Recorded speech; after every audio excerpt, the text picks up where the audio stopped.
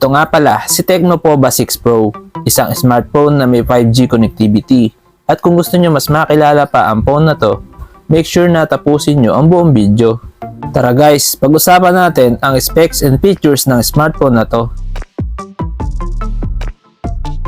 Meron nga pala siyang 6.78-inch Full HD Plus AMOLED display with 1080 by 2436 pixel resolution. May up to 120Hz refresh rate at meron siyang 1300 nits peak of brightness. Ang Tecno Pova 6 Pro ay may operating system na iOS 14 based on Android 14 with MediaTek Dimensity 6080 6nm chipset na may Mali G57MC2 na GPU. Ang smartphone na to ay may 8GB of RAM with 256GB of internal storage expandable via microSD.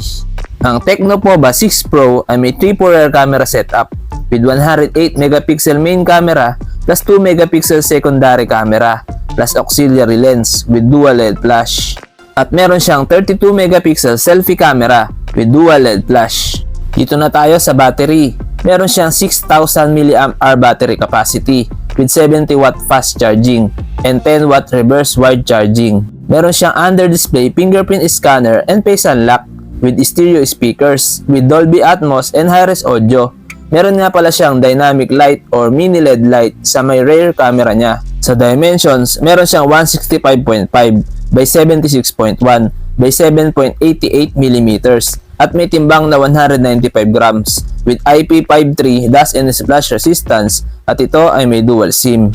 Sa connectivity, meron siyang 5G, dual band Wi-Fi, Bluetooth 5.3, GPS, GLONASS, Galileo, BDS, NFC, IR Blaster, FM radio, headphone jack, and USB Type-C. Sa ngayon, hindi pa available ang price ng Tecno Pova 6 Pro.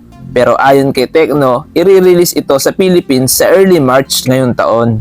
Guys, ano masasabi nyo about sa Tecno Pova 6 Pro? Please comment down below. Hanggang dito na lang ang video na to. Please subscribe para lagi kayo updated sa mga bago nating video.